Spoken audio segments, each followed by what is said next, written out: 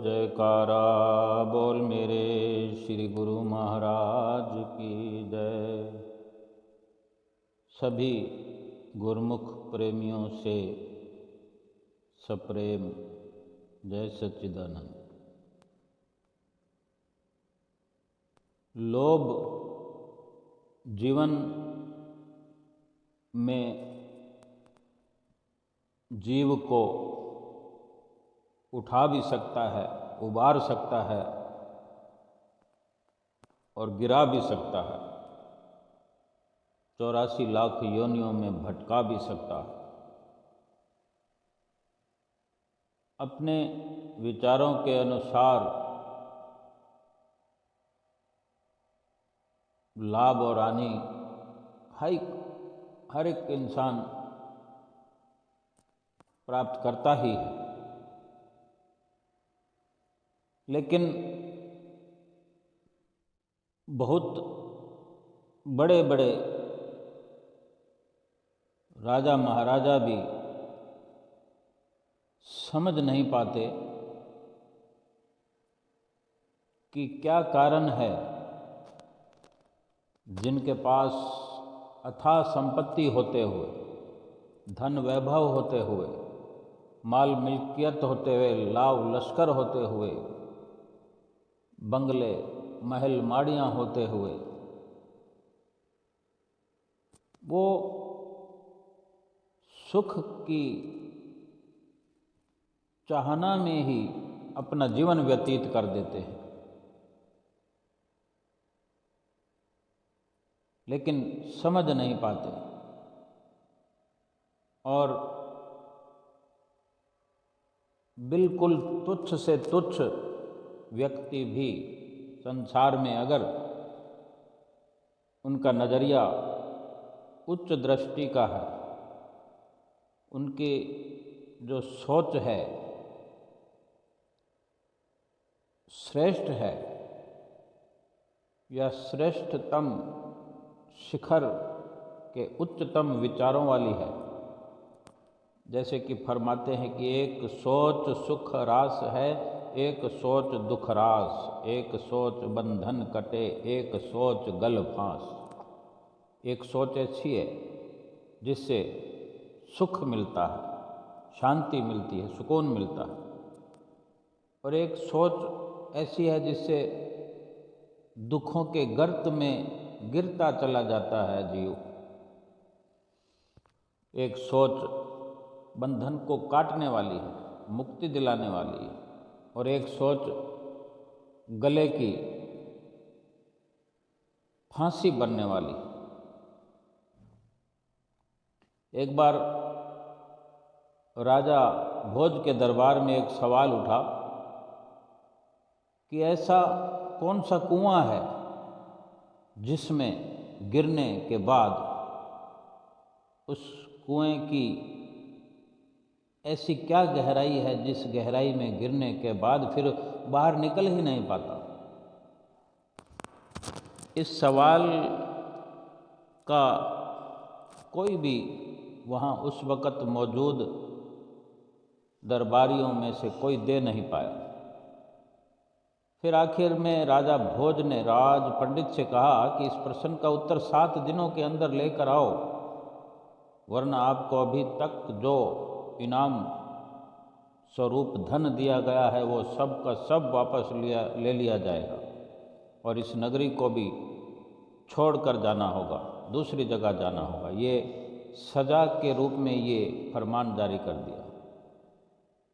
प्रयास शुरू कर दिया उसने, और 6 दिन बीत चुके थे और उस राज पंडित को कोई जवाब मिला ही नहीं। निराश होकर वो जंगल की तरफ चल पड़ा। अब मन में ऐसी निराशा हो गई कि अब कल क्या हो जाएगा। जब 6 दिन में जवाब नहीं मिला तो एक ही दिन बचा है, तो निराश हो गया, जंगल में निकल पड़ा। वहाँ उसकी मुलाकात हो गई एक बकरियां चराने वाले से,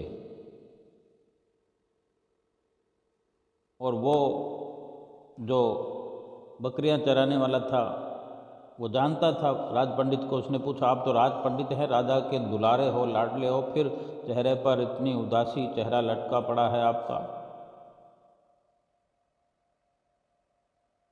तो पंडित जी ने मन में सोचा कि अब इसको बताऊं कि ना बताऊं, क्या ये मेरा मार्गदर्शन कर पाएगा, मेरी मदद कर पाएगा, मेरे सवाल का उत्तर दे पाएगा। कुछ नहीं कहा उसने, लेकिन गडरिये ने उसने फिर पूछा बकरी चराने वाले ने कि इतनी उदासी क्यों है पंडित जी, हम भी सत्संगी हैं, हो सकता है आपके सवाल का जवाब हमारे पास हो, आपकी उदासी को हम प्रसन्नता में बदल सकते हैं, निसंकोच कह दीजिए। राज पंडित ने अपना सवाल बता दिया और कहा कि अगर कल तक सवाल का जवाब नहीं मिला तो राजा नगर से निकाल देगा। तो वो बकरियां चराने वाला बोला, मेरे पास पारस है, पारसमणि है, जिससे कि जितना चाहिए उतना सोना बनाया जा सकता है। पारस में ये गुण है और ये सब जानते हैं। उसने कहा, पारस है, उसे ले जाओ और खूब सोना बनाओ। एक राजा भोज तो क्या, लाखों भोज भी तेरे पीछे घूमेंगे। बस पारस देने से पहले उसने, बकरियां चराने वाले ने शर्त लगा दी कि इस शर्त को मानना पड़ेगा, तभी ये पारस दूंगा मैं। तो उसने कहा, भाई बोलो क्या शर्त है। अब उस बकरियां चराने वाले गडरिये ने कहा, तुझे मेरा चेला बनना पड़ेगा। राज पंडित तो अंदर से पहले ही अहंकार से भरा पड़ा था। अहंकार अंदर से जाग गया और विचार आने लगे कि ये 2 कौड़ी का गडरिया और मैं इसका चेला बनूं। लेकिन फिर मरता क्या न करता, स्वार्थ पूर्ति हेतु चेला बनने के लिए तैयार हो गया, मतलब हल जो करना था। तो बकरियां चराने वाले ने पहले कहा कि भेड़ का, बकरियों का ये दूध पियो और चेले बनो। राज पंडित ने कहा, मैं भेड़ बकरियों का दूध पीऊँगा तो मेरी बुद्धि मारी जाएगी, मैं नहीं पीऊँगा। तो उसने भी कह दिया गडरियों ने, तो जाओ फिर, मैं भी पारस नहीं दूंगा। तो गडरिया बोला, सोच लो। कह दिया नहीं दूंगा पारस। फिर राज पंडित ने सोच कर कहा, ठीक है, दूध पीने को मैं तैयार हूँ, अब और बताओ आगे क्या करना है। तो गडरिया बोला, अब तो पहले मैं दूध को मैं जूठा करूँगा, फिर तुम्हें पिलाऊँगा। राज पंडित ने कहा, भाई तू तो हद करता जा रहा है, ब्राह्मण को जूठा दूध पिलाएगा। तो फिर गडरिया बोला, फिर जाओ, नहीं दूध देता मैं पारसमणि। तो झट से बोला पंडित, मैं तैयार हूँ, जूठा दूध भी पीऊँगा मैं।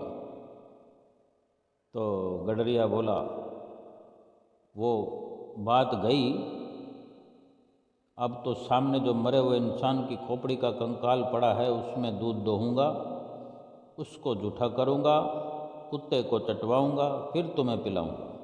क्योंकि बार बार जो पंडित अपना अहंकार सामने ले आता तो वो अपनी शर्त बढ़ाता जा रहा था। तो अब तो पंडित मजबूर से भी मजबूर होता चला गया, क्योंकि वो बार बार धमकी देता कि अपना रास्ता लो, नहीं मानो तो। राज पंडित ने खूब विचार करके कहा, तो है तो बड़ा कठिन, लेकिन मैं तैयार हूँ। गडरिया बोला, तो फिर ठीक है, मिल गया जवाब। जब वो सब बातों में हाँ भर दिया तो गडरिया बोलता है, यही तो कुआं है लोभ का, तृष्णा का, कि इस लोभ और तृष्णा के कुएं में जो आदमी गिर जाता है वो फिर कभी निकल नहीं सकता। जैसे कि तुम पारस को पाने के लिए इस लोभ रूपी कुएं में गिरते चले जा रहे हो और सब कुछ तुमने अपनी मान मर्यादा सब ताक पर रख दी है। ये एक दृष्टांत है समझने के लिए कि क्या इंसान इसी प्रकार लोभ और तृष्णा के कुएं की दलदल में फंसता हुआ और गहराई में धंसता चला जा रहा है, और किस प्रकार असहाय, मजबूर और दुखी परेशान हो रहा है, लेकिन संत महापुरुष जो बड़े सहजता से, सरलता से इस जीव का, इंसान का दुख समझते हुए भक्ति की राह पर चलाते हैं, इसे लोभ से बचाते हैं। लोभ से ही नहीं बल्कि काम, क्रोध, लोभ, मोह, अहंकार, इन पांचों से बचाते हैं और इसका सदुपयोग करवाते हैं कि अगर लोभ ही करना है तो भगवान के नाम को जपने का कर, लोभ ही करना है तो भगवान के दर्शनों का लोभ रख, भगवान के परमार्थ के रास्ते पर चलकर सेवा करने का लोभ कर, परोपकार का लोभ कर कि कहीं से भी किसी भी प्रकार से मुझे सेवा मिल जाए, किसी परमार्थ को करने का अवसर मिल जाए। ये भी तो लोभ है, लेकिन ये लोभ का सदुपयोग है। अगर मन में लोभ, कुछ करने का जज्बा नहीं जागेगा, अगर इस प्रकार से अपनी अवस्थाओं में तब्दीली नहीं आएगी, सुधार नहीं आएगा और अधिक से अधिक पाने का, अधिक से अधिक सेवा को प्राप्त करने का लोभ नहीं जगेगा तो कैसे कर पाएंगे। हम देखते भी हैं कि कहीं सेवा कार्य चल रहा हो, परमार्थ चल रहा हो, या कहीं लंगर चल रहा हो, या कहीं लंगर चलाने की व्यवस्था हो, तो बड़े सक्षम कई प्रकार से बहुत से लोग होते हैं, लेकिन परोपकार कर पाएँ ऐसे विरले ही होते हैं। ताकतवर बहुत होते हैं, लेकिन ताकत का इस्तेमाल कर पाएँ। सड़क पर अगर कोई दुर्घटना हो जाए, कोई घटना हो जाए, किसी की मदद करनी हो, अपना हौसला दिखाना हो, अपनी ताकत दिखानी हो, तो भीड़ लग जाती है, लेकिन कोई विरला एक दो ही ऐसा निकल पाता है जो उस मदद की पुकार लगाने वाले को मदद करके उसको उसकी मंजिल तक, चाहे कितने दुख या परेशानियों का सामना करना पड़े, लेकिन जान की बाजी लगाकर भी उस ज़रूरतमंद की मदद करते हैं और कभी कभी तो मौत के मुंह से भी निकाल लाते हैं और खुद मौत से जूझ जाते हैं। ये सदुपयोग होता है, यानी सब कुछ अपना बाजी पर लगा देना। जिसने अपना सर्वस्व, अपने आप को झुका दिया, लगा दिया, फिर पीछे क्या रहा। इस प्रकार का जज्बा हो, लोभ भी हो तो इस प्रकार का हो कि मैं सबसे अधिक सेवा कर पाऊँ, यही मेरा धर्म है, ये जीवन है, यही परोपकार है। महापुरुषों के नज़रिए से अगर देखा जाए तो परोपकार जीवन में यही है कि अपने आप को, अपने आप पर कष्ट सहन कर, हम नित्य प्रति देखते हैं कि हमारे श्री सतगुरुदेव महाराज जी कितना अपने तन पर कष्ट सहन करते हुए, कितना समय, यानी एक एक पल, एक एक श्वास परोपकार के लिए खर्च कर रहे हैं, केवल हमें सुखी बनाने के लिए। तो हमको भी यही शिक्षा मिलती है, उनसे सीख मिलती है कि कम से कम हम तो अपने आप का भला कर पाएँ। अगर अपने आप का भला कर पाएंगे तो फिर दूसरों का भी भला करने में सक्षम हो जाएंगे।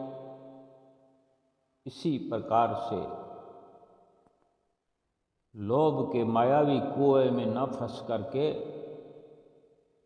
सतगुरुदेव भगवान के नक्शे कदम, उनके बताए हुए रास्ते पर चल करके अपना भी भला करें, अपनी जीवात्मा का भला करें और दुनिया में भी परोपकार की मिसाल बन करके सतगुरु की प्रसन्नता प्राप्त करें और लोक परलोक अपना सुधार कर प्रभु के धाम में सुरखरू हो जाए। बोलो जयकारा बोल मेरे श्री गुरु महाराज की जय।